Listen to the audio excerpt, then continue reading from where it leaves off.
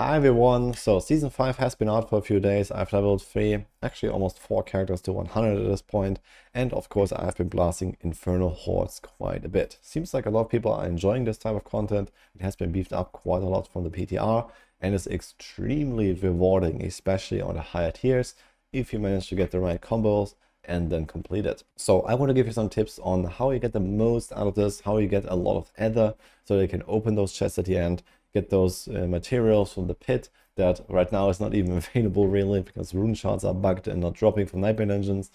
So we kind of have to farm Infernal Hordes for the time being in order to even master our gear correctly. So a lot of people are spending a lot of time here and they might be wondering, what do I actually want to go for? And the outcomes vary greatly. Even if you know the strategy, you have to remember that there is a lot of RNG with those different boons and banes that you can pick between the runs. So some runs just turn out better than others. This is how it is. And you might see those screenshots of people getting like 800, 900 ether or something like that. That is possible, but it's not consistent. So don't feel bad if you also just sometimes have runs that are like 200, 300 or something like that, depending on which tier you're doing. Of course, doing higher tiers is better because the rewards scale up and also the number of waves goes up. Right now you see, for example, this is a tier 5 that I was doing on my rogue. That was like a pretty fresh 100 character, so I wasn't really that powerful yet. And this only has 6 waves, for example, and then it goes all the way to tier 8 and you have 10 waves there. So there's a lot more value they can get from those higher tiers because of those extra waves, especially after stacking up a lot of synergies that give you more ether. You get a lot in the last few waves. That's where really most of the ether comes from. So that's kind of like the baseline that you need to know. So higher tiers equals more waves equals a lot more ether, basically. It's not like you get a pretty consistent linear amount of ether per wave, but it kind of gets more and more and more per wave. And this even goes to the point where you can get 100 or maybe even 150 or so ether in a single wave. I've actually had that happen to me. And of course you can imagine when you have 10 waves and you have like, let's say 3, 4, 5 waves at the end that give you something like 100 plus ether per wave. That goes pretty wild, and this is how you can reach something like 800, 900, maybe if someone has done 1,000 ether. And this means you can open the chests at the end 50 times, for example, or 40 times, and you can get a lot of stuff out of it. Some people get something like hundreds of Neef Iron. I heard of something like 900 Neef Iron from a single run. So it's pretty crazy the amount of materials you can get. I hope you're enjoying this video so far, but before we continue, I want to give a shout out to our sponsor, ASOS ROG, Republic of Gamers. A little while ago, they sent me a brand new ROG Strix Scar laptop, and this is an absolute beast of a machine. We unboxed it on stream and people were pretty hyped about it because it's such a high-end machine. This laptop can be customized in various ways, including either a 16 or 18-inch screen, an Intel Core i9 processor, up to an NVIDIA GeForce RTX 4090, and up to 64 GB of DDR5 RAM running up to 5600 MHz. And those are only some of the highlights. There is more fancy high tech in this laptop and everything about it makes it an absolute gaming machine on the go. I tried it out for myself. It is quite silent, cools really well and has a crisp display with only a 3 millisecond response time. Again, my big thanks to Republic of Gamers for sending me this laptop. I'm enjoying it very much. If you want to learn more about it, go check out the links in the description and let's go back to the video. So I prepared this list here. I've been talking about this on stream as well, and after trying out the Infernal Hordes quite a bit, this is kind of like the stuff that I noted down off the top of my head. There might be a few things that might be missing here, but I think it should cover pretty much everything. So you read this from top to bottom as like a priority list of the things you want to pick. So there is different types of like boons that have kind of a category that belong together as like a cluster. So for example, you have certain boons that now Hellborn hunt you, and then it says as a benefit Hellborn drop +1 ether. So something like that is one of the best types of boons that you can get. And why is that? Well, because Hellborn are always at least 2, and then there's other synergies that actually scale up how many ether a single Hellborn drops and how many Hellborn spawn every time they spawn. So you usually can get something like 2, later on you can get 3. In some cases I got to the point where I got 4 Hellborn and then each of them drop like 3 or 4 ether as well. So every time those Hellborn appear, you can get a lot of ether out of it.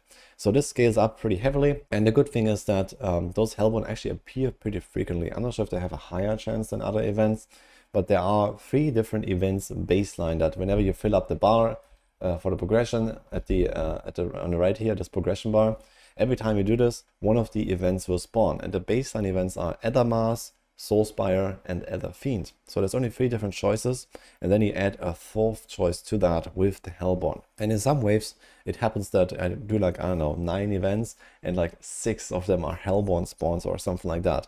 So I think that the special events might have a higher chance to appear, like the Hellborn, for example. And there's also a way to passively spawn the Hellborn. There is an upgrade that says the Hellfire rains from the sky or something.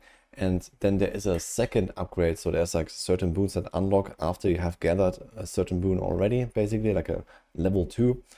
And this also then says that Hellborns can appear out of the Hellfire, for example. So this is where you have like the strongest synergy, because if you get like 3, 4, 5 of those Hellborn synergies, you can get what I said, you know, something like 16, 20 ether or something like that per Hellborn spawn. So if this happens like 4 or 5 times in a wave, boom, you get like 100 ether.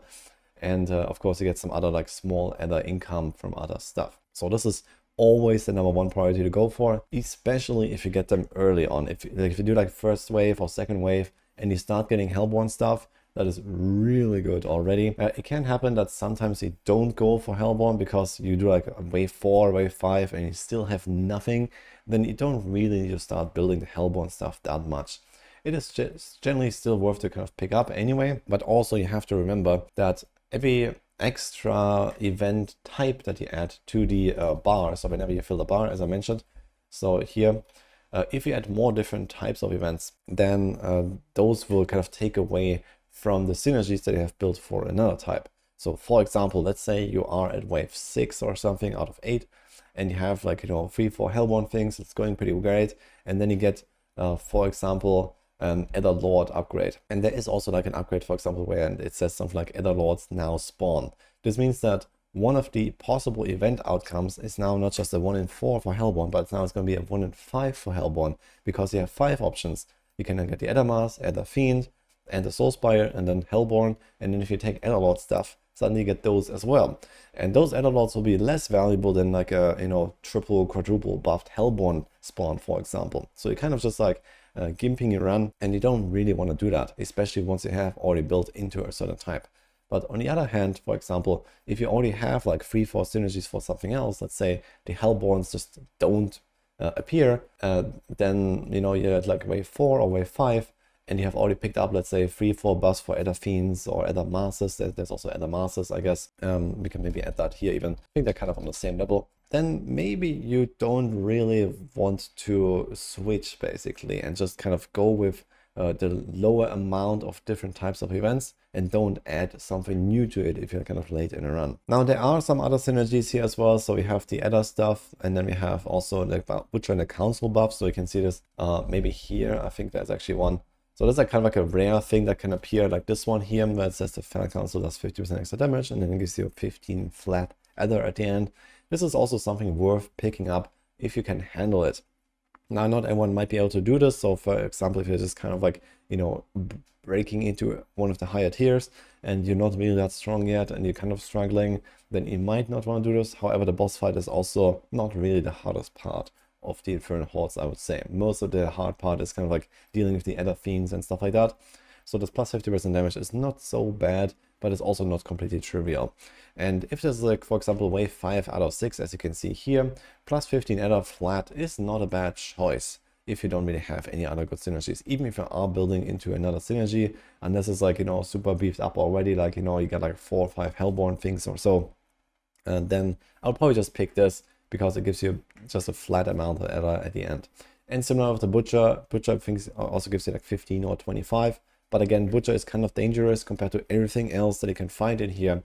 So if you get Butcher, then you need to be prepared for it, and you need to, like, you know, just be able to take on him, basically. There's also the Soulspire synergies, so there's stuff like Soulspires drain your health and give you +1 adder, and then there's also like a Soulspire ×2 kills required, ×2 adder. So technically this sounds really good if you get like, you know, 2 free flat +1 buffs, and then you do like ×2 and then ×2 again, you think, wow, I can get like 12 adder per Soulspire or so, and they appear all the time. Well, the problem is that because it requires more kills, you can't really do this. You have these Soulspires spawning all over the place, and it takes a while to actually finish one of them, because you have to run there, you have to wait for monsters to run there, then you have to kill the monsters in the circle. It's kind of slow. And you have to do like something like 100 kills when you have like a ×2 buff and another ×2 buff. Well, that just is not feasible, and you're gonna end up with lots of like events all over the place, you know, kind of like, you know, in all the different cardinal directions. Basically, you have these events spawning, and then you might not be able to finish all of them. So that's kind of bad, and I don't really pick Soulspire almost at all. It's kind of like a last resort thing. If you don't have anything that gives you more rewards, but you also don't want to pick something that makes the run harder. Like, for example, you see this one here right now, elite damage +25%, and Adder Fiends explode and damage foes. So this is rather something that makes it run harder and not really easier, I think, even though this explosion actually helps you and, you know, maybe cleans up some small monsters. You don't really want to overbuff the elites, for example. So if I have the option to choose this, which actually doesn't add any rewards, or like a random Soulspire thing, I will most of the time actually pick the Soulspire just to not increase the difficulty of the run. And I guess you might even get a slight bit more Adder anyway. So this is kind of like what I usually use the Soulspire stuff for. If I don't get something like the Hellborn or something like this, or maybe even at least something like this here, then I might go for this here, depending on what shows up. Here's, for example, also one of those better buffs. Adder Fiends grant +1 Adder, and then any damage +25%. Again, you have to remember, they make the run harder, but the Adder Fiends actually appear quite often, especially if you don't build it into anything else, and you only have 3 different types of events that can appear. So if you don't go for Hellborn or Adder Lords or something like that, you can get a bunch of these like Adder Fiends grant +1 Adder buffs. And Adder Fiends, first of all, appear from the events, but they also sometimes just randomly spawn. There's also like certain buffs that say something like elites appear more often or something, or chance for elites is doubled. So I think this might include Adder Fiends as well that randomly appear. There's like these smaller Adder Fiends and the bigger ones. Now the Adder Fiends that come out of the, you know, that get born there basically, they are definitely some of the hardest enemies in here outside of Butcher and the Council. So you gotta be a bit careful with them. But on the other hand, they are pretty rewarding as well, especially when there's like a pack of like 2 free Adder Fiends just popping up, and each of them drops like 3 Adder or something like that. That can be pretty good. And then the 50% faster events, I want to talk about this a little bit. There is like this reward where normal enemies give you like 50% faster event spawns basically. And this is also something that I always pick if I don't have Hellborn synergy. So this is kind of like a big enabler for anything that you're trying to build here in the run. So you get just like more spawns of events, you get more Adder Masters, more Adder Fiends, more Hellborn, whatever. And it definitely goes quite a bit faster. Now, it does not go 50% faster exactly, because elites add more to the bar than, for example, normal monsters. You see this here, if I kill these Hellborn, it kind of jumps quite a lot. And similar with like Adder Fiends, Adder Masters, each of those like special event type monster actually adds something like roughly a quarter or so to the bar already. And you see here these small monsters, it kind of goes slowly, slowly, slowly, and then you kill like the big guys, the Hellborn or something, and it jumps. So you do get more value out of having more events, and then more events giving you a faster jump on the bar as well. So overall, it is quite a bit faster picking up the 50% faster events boon, but it's not exactly 50% faster. You can even stack them, but stacking it at least beyond 2 I would not recommend. So if you get it 3 times, at that point it just doesn't really do that much anymore, because again, a lot of the progression also comes from those elites and the objectives basically. So it's not that crazy to stack up like more than that, and you rather want to try to build into other synergies. But yeah, for me basically the priority goes, anytime Hellborn shows up, I pick it, unless it's a kind of a really late wave and I don't have anything yet. Every time the 50% faster events shows up, I pick it at least once or twice, and then I usually go in this priority. So Adder Fiend, then Adder Masters or Adder Lords. I guess it kind of depends, you know, if you're very powerful, I guess Adder Lords might be better than this stuff, but the Adder Lords usually take a lot of time, because they are bosses, at least for rogues, for example. You have to stagger them and then kill them and so on, so it's kind of slow, and depending on how is your damage. But if you're like just blasting through the easier tiers, Elder Lord stuff can be pretty good, especially if you get like 2 free synergies for that. They already drop like 3 by default, and then there's like some stuff where an Elder Mass spawns Elder Lords, and there can also be something like at the wave start, you spawn an Elder Mass for free, and then you can just kind of like, you know, build up those synergies really fast. And then eventually like an Elder Lord can drop like 6 or 7, or 6 or 9 Ether at the same time, for example, which is almost comparable to something like a Hellborn spawn most of the time. Yeah, and then this here, so whenever it's like one of the last few waves, if it's like, you know, in the middle of the run and you get a Butcher or a Council buff, I would not take it most of the time. But if it's like the last 2 waves, I would say I would take these. And then, as I mentioned, Soul Spires, kind of like a last resort thing, especially if you don't really care about getting like, you know, +5 Ether at the end, and you just don't want to take something that makes it run unnecessarily hard. And then it's like random small buffs, like, yeah, that might help you or something. Like, for example, slaying Hellborn invigorates you. That gives you like a bit of a cooldown buff, which may be useful for some builds. So some builds really profit on this, let's say Lightning Spear, Sork or so. But most of the time, you probably don't really care that much about this. But you can pick it up if you want to just be a bit more like powerful or something like that. Now, lastly, a few tips for actually completing the run. So number 1, this Adder Fiend at the start of the run can be pretty dangerous depending on your class, depending on if you're prepared for this or not. I actually ripped to this Adder Fiend at the start on my Rogue. When I entered into tier 6, he just straight up one-shot me because I walked in with 0 Dark Shrouds because I came from town, no Dark Shrouds up, and I was trying to be careful to try to build them, but he hit me with like a ranged attack that I was not prepared for. So these guys can be pretty dangerous and maybe rip you on hardcore. I heard from other people also dying exactly the same way. Or even on softcore, you have only limited attempts as far as I know. So this might actually, you know, be a bit of a, you know, like roadblock here. So be careful with that when you're not, you know, buffed up yet. You can't see these Elder Fiends. So this can be a bit tough, especially on the higher tiers. And then when you complete those events here as well, you have to kind of pay attention to where they're spawning. So always keep an eye on the minimap here, for example. And you see here, for example, you have like an Elder Fiend spawn. And I didn't really go there for a little while. The Elder Fiends, you can kind of leave them there. And you saw here, I went up to the north and then immediately just ran down to the other event on the south. Because this event just needs to be triggered and then the Elder Fiend will come out. And as soon as it's out, you are kind of set up and it will follow you around. It will come to you and then you can just, you know, slay it on the side basically while going from event to event here. So try to get those Elder Masters whenever they spawn. They're usually like very squishy, so you can kind of just like kill them in a second or so. And then the Soul Spires, they take the most time because you have to walk in there, you have to let enemies walk in there, so you have to kind of stop DPS as well and then stay in there. But on the other hand, the Soul Spires without any synergies also don't really give much. I think they give 1 or 2 Ether. So I would not really care too much about them if it's like, you know, very close on the timer. Let's say you have like 5 seconds left and you have the option to spawn, you know, 1 or 2 more events or complete the Soul Spire that you already have. Then in that case, I would probably go for just the other events, honestly. If there's like an Elder Mass and an Elder Fiend somewhere, just go for that.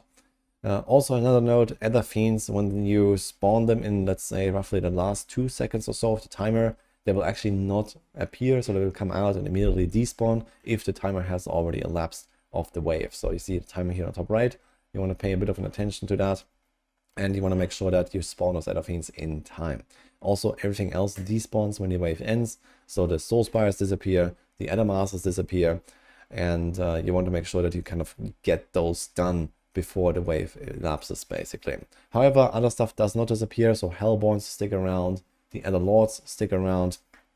So whenever you spawn those, for example here, if you have something like Elder Masters spawn Elder Lords, then you could choose to kind of like last second destroy one of those Elder Masters and just kind of like run away, spawn another event somewhere or so, and just leave this Elder Lord there, and you can come back, and after the wave has ended, you have those, you know, you have infinite amount of time to clean up basically. So you can go and just, you know, finish the Elder Lord then. So there's also like this strategy, for example, that you can do to squeeze out a little bit more. On the other hand, maybe if your Elder Lord fights are very long, then you might not want to do that. For example, if you take, let's say, more than 10 seconds to actually finish an Elder Lord, yeah, maybe you don't actually want to go to the Elder Mass at the end and spawn an Elder Lord because it's kind of wasting time for like free Elder or something like that. So this is pretty much all the info that I have on the Infernal Hordes for now. The one target that you are aiming for once you get there is tier 7 Infernal Hordes. because this is where you get Neve Iron and you get quite a lot of it, and you get even more in tier 8, but tier 7 is already quite rewarding and actually somewhat realistic for a lot of people, I think, to eventually reach once you have a really strong build. So this is where I want to go, because you can get a lot of those pit materials, a lot of Stygian stones. So this is what people are doing in order to grind up those tormented boss materials for the Stygian stones, grind up their masterworking stuff. And especially when you have those synergies that I've talked about here, you want to, try to get to tier 7 and then make those, 10 waves really count with lots of Ella at the end. It's going to be very rewarding. And then when you go to the end, once you finish the council, there are these different chests. So one you always want to open basically is the greater equipment chest. It costs 60 and you can only open it once. So this is kind of like a no-brainer. You just do it because you get a guaranteed GA affix item and you get like, 5, 6, 7 legendaries, decent chance for something uniques as well. There's a certain uniques and aspects that mostly drop here and not anywhere else with a high chance. And then you can decide, okay, do we go more from the equipment chest? What I'm doing here right now, for example, usually I try to, for example, fill up my inventory once with the equipment chest, and then I kind of like throw everything into gold. But for example, on tier 7, you'll probably go more for the material chest, because at that point you are already geared up most likely. You don't really care much more about getting some random loot or something like that. You probably have all the aspects and so on that you need. And getting those equipment chests is probably not really that crazy anymore, as long as you still need masterworking materials, for example. But in the lower tiers, going for the equipment chest is more valuable, because I think the equipment chests don't scale up nearly as much as, for example, the material chest. The material chest is really good in tier 7 plus, but the equipment chest kind of just has similar stuff. It gets a bit better, I think, when you open it on higher tiers. And then the gold also gets a bit better as you go to the higher tiers. I think at tier 5, it's pretty much exactly 10 Edda equals 1 million gold. So when you have, like, let's say 500 Edda, you can get 50 million gold in just a tier 5 run, which is kind of nice. This is much, much faster than, for example, farming Whispers. Farming Whispers is something like 50 million per hour if you're really fast. And here you can probably get something like 200, 300, maybe more million per hour if you only open the gold chests with like 500 Edda per run or something. So that can be pretty good, especially on like tier 5, tier 6 plus with the gold. If you really want some gold, you can get that. And otherwise, especially tier 7 plus, I would say, even at tier 6, you can get quite a good bunch of Ingolith. You can open those material chests in order to stack up those pit materials. So I hope I could help you with my video here. Hope you enjoyed the season. Let me know if you have any other tips or some stuff that I missed or something. And maybe I can make like a follow-up once we learn more details, and let's see what else comes out of this. So for now, this is what I got here. Hope you enjoyed this. Hope this helps you. And I'll see you guys next time.